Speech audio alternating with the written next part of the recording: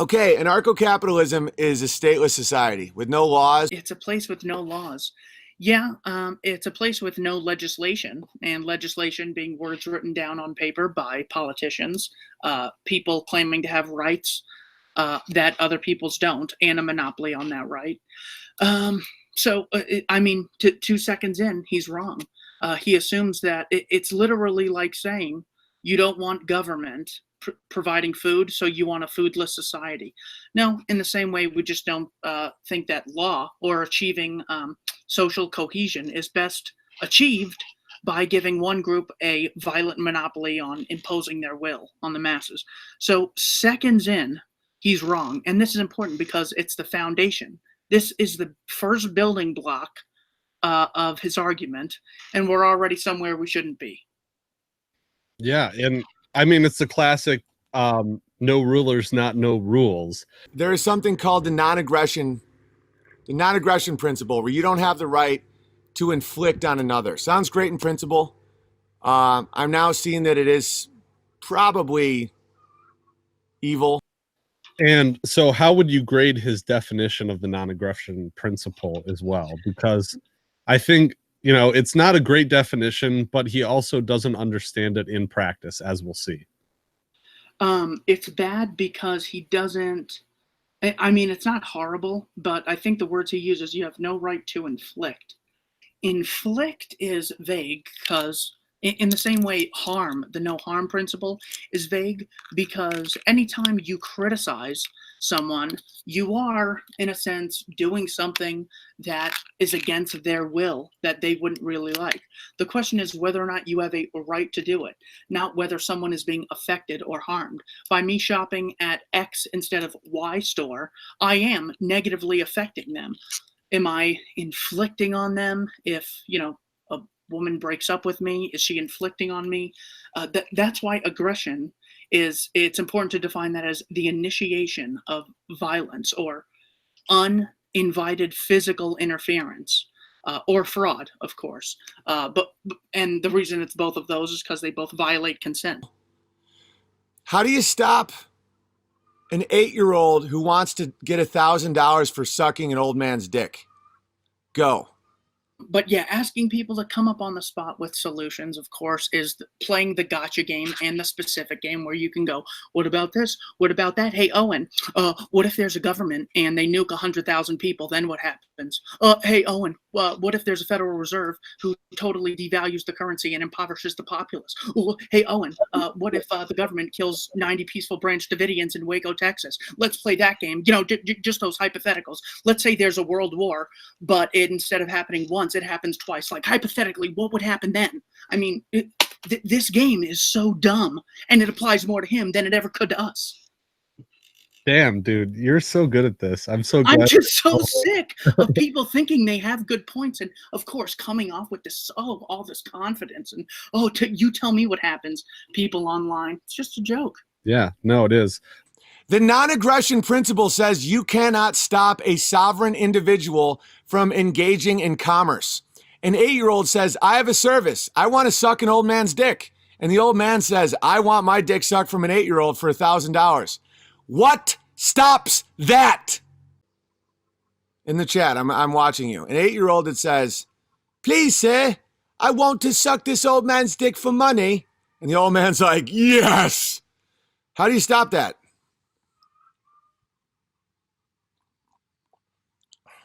Go.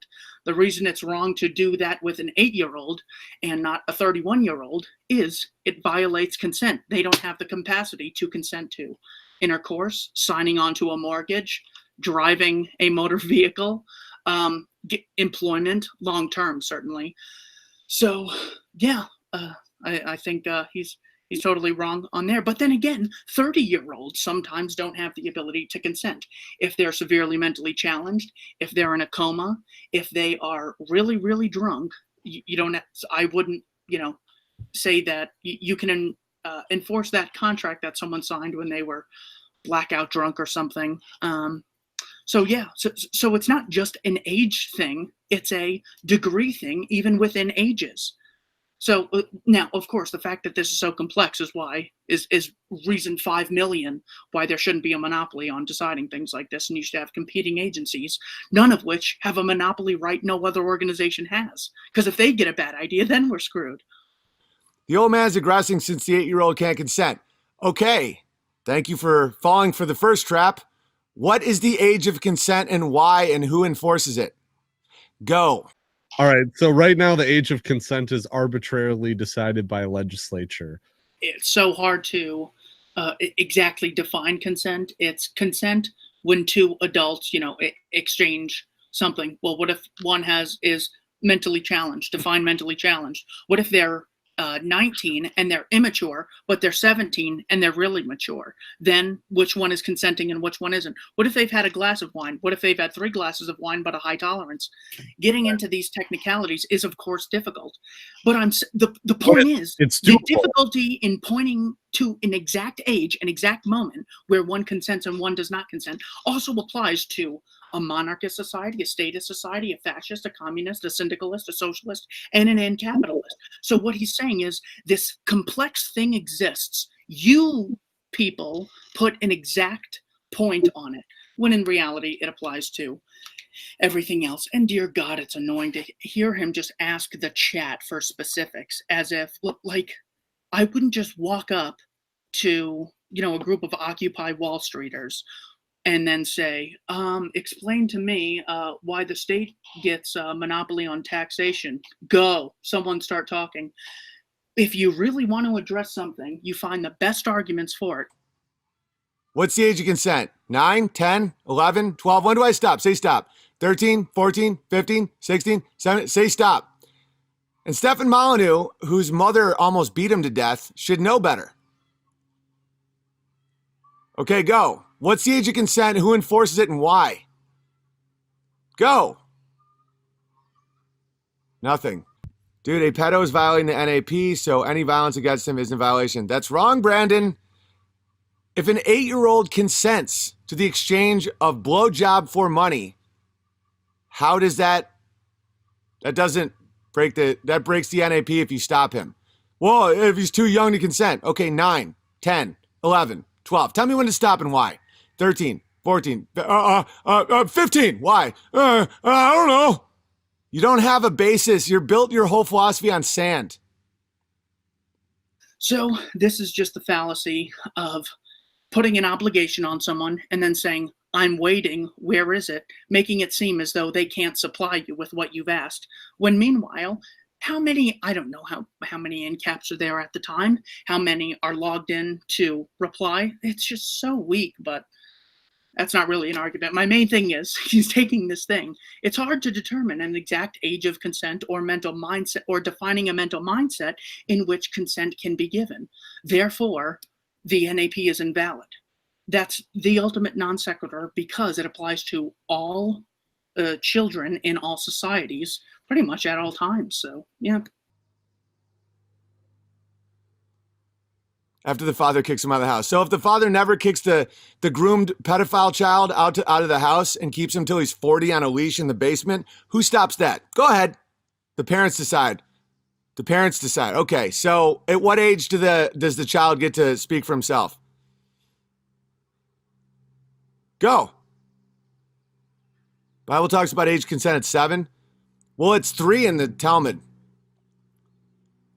Yeah. When you see an anarcho-capitalist and a libertarian, just ask them this, and then say, if you can't answer it and you remain that, you're a pedophile.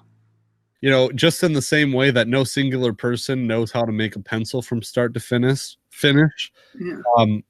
We can't sit here and say that there's no court that would ever come up with factors to determine who was competent. These things exist already. And 2, there's also, theories of contract law where the courts will determine, okay, well, what happens when a 16-year-old contracts for a car and the car company doesn't realize that the 16-year-old person is not 16. The 16-year-old person buys the car but defaults on their obligations or crashes the car or something, and now the car company wants to get repaid. Okay. What happens? Do we hold the 16-year-old to the contract or not? Even though they weren't capacitated. They weren't the age of majority at the time they contracted for it. What do?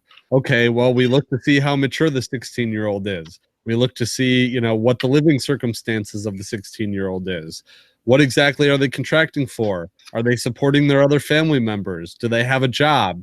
How are their grades? Do they understand what's going on? There's ways to address this that the courts, I'm sure, would. 14, or puberty, when certain changes happen, society enforces it. What is society? And what is puberty and why? What if someone never goes through puberty? What constitutes puberty? Fertility? Larger breasts? What if someone's infertile for life? If someone's infertile for life, can they never consent? Go! You can't enforce it if the age of consent is too low. What makes low and high? Go!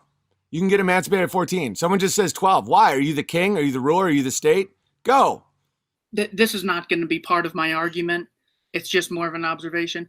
But it's just sad when you ask someone to play the psychic game. What did he say? Like, what happens or who stops that? Do you want me to give you the name of the people who are going to do that? I mean, really, you're asking something that is so ridiculously impossible for us to name. I mean, look at this book right here. Something as simple as this book, words on paper, I have no clue how it's made. What I do know is that it's better achieved by competing groups that are funded voluntarily, not some state monopoly who kills anyone who tries to compete or doesn't chip in for it. So, I mean, I'd be lying to you if I said, well, the person who's going to stop that is going to be Joseph Anderson, and he's going to have a 9mm on his right hip, and he's going to walk up and say, "Old man Jones, hands up, or I'll shoot." There's no way we can know that. You're lying if you say you know how that'll happen. That's why the philosophical principles are so much better to embrace, and it's such a much more effective use of time than anything else. Well, right, yeah, but I mean, in the same way that, so you give the example of the book, like, there's no way that you could know how this book would be made or who would make it, I suppose. But if you had someone who was in the book manufacturing business who would sit you down and say, okay, well, maybe this hasn't been completely done before in modern society in this applicable instance, but I can explain to you how I think it might be done, And also, we don't know what keeps kids more safe. The existence of a state police or gun ownership or non-compulsory education laws. Maybe that would yield more safety for children in the aggregate. I don't know what the key is, but for me to play the psychic game is to lie and to buy into that nonsense. I'm sorry, I think I interrupted you. No, you didn't. Well, I think you're right, though, as opposed to me not being quite as right in this situation, because I think I have an idea of exactly, the way that my ideal legal system might handle it. But your whole point that you just made is saying that, well, I might have this idea, but it might be something completely out of the box of even what I'm trying to conceive of within the legal realm. You know what I mean? Yeah. And so we could have all these different factors, maybe a culture that would discourage pedophilia, or a neighborhood that was really hypervigilant and had really good community watch organizations, or neighbors that really knew each other and watched out for each other's kids and all that. Because under true ANCAP philosophy, if a serial pedophile who gets children to say they want him, you can't do anything to that guy. That's a contractual exchange of goods and services. The Christian can put a bullet in the pedophile's head, guilt-free. Means no rulers, not no rules. Who enforces rules without rulers? Go. Who enforces rules without rulers? Answer that. Do you know what a rule? Do you know creation comes from what? A creator. A rule comes from what? A ruler. Go. I would envision a system where you have, your competing court systems and arbitration systems where you have to, for your own mutual benefit and to protect yourself, you would have to subscribe to an arbitration system. Otherwise, you wouldn't be able to, press charges against someone or try to enforce a contract. You wouldn't have anyone that would step in to protect you. maybe, but it would be to your own benefit to subscribe to this arbitration organization. When you have a child, they enter into a system whereby you become a trustee of your child's rights. And trustees, a trust relationship is one of the most sacred relationships that the law can endow, is where you hold on to something for the benefit of a third party. And this legal relationship has a lot of principles built into it. You have to be a prudent trustee, and you have to act in good faith. You can't, you have to do all the things for the benefit of the beneficiary, who is going to get the trust assets, or the rights of the trust in this instance, upon the time when they come of age. Usually it's 18, or when they become capacitated. And so I would just envision there's a system where, you, in order to continue being represented by this arbitration organization, you have to become a trustee of your child's rights and hang on to it until they can apply for emancipation, or until they reach an arbitrary age and are deemed competent. I think that's a pretty good system. Whereas children who are born without parents, there, I assume, would be charitable organizations, or the arbitration agency would step in and take care of their legal systems, or take care of their legal rights. Or you would have this orphanage or foster parents step in and become the trustee of their rights, which are held, I guess, in escrow, you could say. I think this was Rothbard's position as well. I'm a libertarian, so I'd say God wants us to follow it. There is no God in libertarianism. There is no God. 18, 16, 16. Okay, why? And who enforces it? Go. No, guys, the moral people, you don't need to participate in this. This is only for libertarians and ANCAPs. You can say 16. 18 is the law. Okay, there is no law in a stateless society. Age of accountability. What makes you accountable? 16, 18, 18, 25. 25 when the brain becomes an adult. So 24-year-old Stefan Molyneux can still be kept in his mother's home? Go. Explain that one. Consent after marriage. Well, that's what I believe, but that's Christian. Go. 18, why? 21, why? But how can you have an objective morality without a deity, he kind of says. But, I mean, no one is making the argument that there's no laws in an anarcho-capitalist society. And maybe he's conflating this argument with the fact that he doesn't understand where laws could come from without someone dictating it from the top. But that's just untrue and ridiculous. And you don't see that in the world. I've done work on how law can come about in customary legal systems. I think that's libertyweekly.net/36. Yes. Guys, I am for killing pedophiles, not torturing them, killing them. I'm dismantling a stateless society argument. And no one can back up what they have. Not thousands of people right now. Thousands. How do you stop Desmond the groomed from dancing in a bar for homosexual pedophiles for money in a stateless society, in an amoral society, in a society without Christianity, without God? How? We believe in the non-aggression principle and the absolutism of property rights. Period. Point blank. What Owen Benjamin does, and I believe in this video, he identifies himself as being a libertarian. He might just be reading off the comments of what people are saying to him on YouTube, but what he does here is attach things to the non-aggression principle. And what a lot of people do is attach what they're ultimately trying to do is they have their own version of morality, and it doesn't abide by the NAP, but they have their own version of morality, and they try and enforce it on everyone else. And I think that's what Owen Benjamin does in a lot of his politics. Why did ANCAP work in South Africa before the British invaded the Boers? Christianity, dumb fuck! You can't have a stateless society without God, without Christianity, and those who serve God. That isn't part of the ANCAP philosophy, guys. ANCAP, there is a code and law, natural law. You have to be part of natural law to do that. So you can't be an atheist in a stateless society, or else you will fuck a kid and no one will do anything about it. No child safety without a state is the same as saying no morality without God. It's the ultimate non sequitur. It's, I don't really have a point, so I'm just going to say it only exists because God, because government.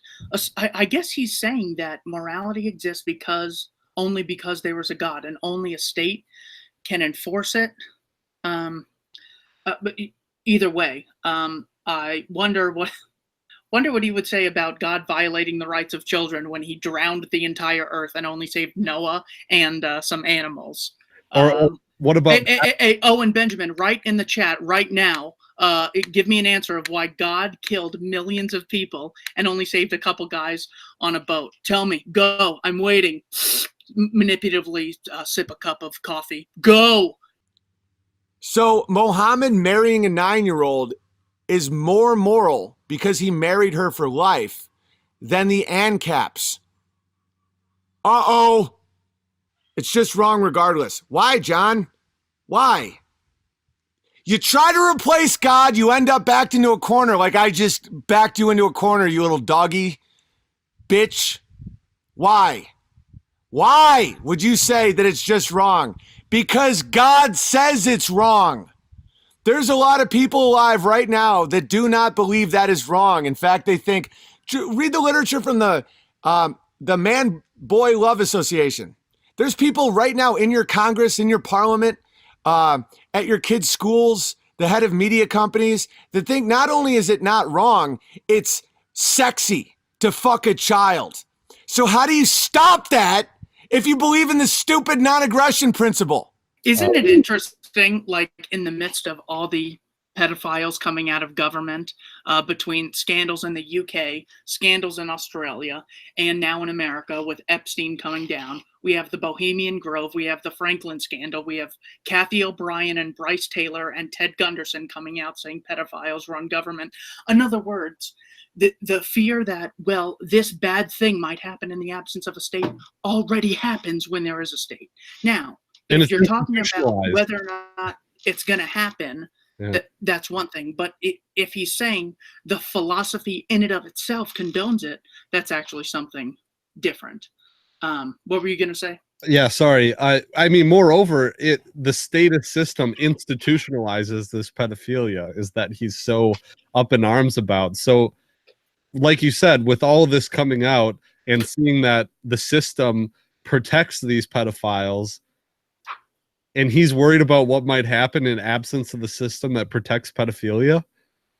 I mean, you can say, I mean, even more, you could say, I guess, more about the culture of how, this transgender and all the progressive left now are celebrating children being with gay men. And there's pictures of this all over the internet in pride parades and having, that's a whole different issue, maybe. That's a cultural issue, but this already exists in this society. I know the terrible fear that people think what might happen actually does happen when you do have a state. So bringing there being bad things happening in this example, pedophilia, there being bad things happening does not justify the existence of a ruling class any more than it says bad things happen, such as pedophilia. Therefore, the Catholic Church should have a monopoly on legislation. That is the root of the argument right there. That is the logical fallacy. Jones's printing house should have a monopoly on laws because bad things might happen. That doesn't justify your position at all. It just proves that if you really are against something, wanting to make sure this bad thing doesn't happen, make sure you don't have a monopoly that collects its funds coercively. Make sure you have competing agencies that have to collect funds voluntarily if they don't meet consumer demand. A private community society enforces it. That's breaking the non-aggression principle. So a small government of community enforces it how? Okay, well, if the community is voluntary and everyone pledges to follow the rules of the community, that isn't really breaking anything. I mean, that's kind of what they're talking about. Yeah, but even if you're not part of my voluntary community. That's I have still the right. I have the right to stop you from initiating such severe violence as the case he's mentioning in this case, which he's mentioning rape pretty much in this case. So yeah, absolutely. It's not even necessarily, it's general ideas that arise when people interact and what people feel morally justified in enforcing themselves. For example, I know we exhausted this last time when we talked about Ayn Rand, but the idea that there's no laws in Anarcho-Capitalism, well, whenever you go to a different city, county, state, or country especially, it's not like you read all the laws and then you're ready to walk over the geographical line and then you can participate. You never read the laws. You basically just go there, interact with people, and it's much more spontaneous than, thank God the politicians wrote words down on paper or we wouldn't know what to trade in what quantity, for what reason, what constitutes fraud. You know, once you go from one jurisdiction to the next, you have to read up on all the rules. Well, not only that, but there are competing rules in the same geographic area, even in the system that we live in. You know, there are county ordinances, there are city ordinances, there are the overarching state law, there's the federal law. And sometimes these laws, not all the time, but sometimes these laws conflict with each other. Oh, how do we figure out how this would work? How do we do that? Oh, well, Anarcho-Capitalism is invalid then because there's different laws that apply to the same geographical area. No, we have a court system to figure that out. And even when there are objective laws, like it's pretty clear cocaine is not allowed in America for anyone. So then how is it here? Well, that just goes to show you that just because it's a law, one, doesn't mean it's enforced, whether you agree with the cocaine or not. Simply making a law does not stop the thing you're trying to stop from happening. So an 8-year-old says, a 12-year-old, let's make it more complicated. A 14-year-old wants to suck a 70-year-old man's dick for $1,000. How do you enforce it? You enforce it yourself? Who do you enforce? The kid wants to, and the old man wants to. When a child is groomed, they don't know that it's wrong. We're all groomed on some level for something, whether or not the fact we commit to language. I mean, I think human beings can enter a realm where we don't even need language. That's just me. So it went from, the child doesn't know they're being manipulated because they're groomed. Everyone is groomed. An example of grooming is language. We don't even need language. Isn't it funny? A guy who's in the cult of statism can think of a world where there's no language, but can't think of a world in which one group doesn't have a monopoly on enforcing children's rights. I mean, doesn't that just go to show you how deep he is into this belief that he just can't let go? Must have a state, but I can think of any society possible, but not one without a government. I can think of a society without language, but I can't think of a society without government.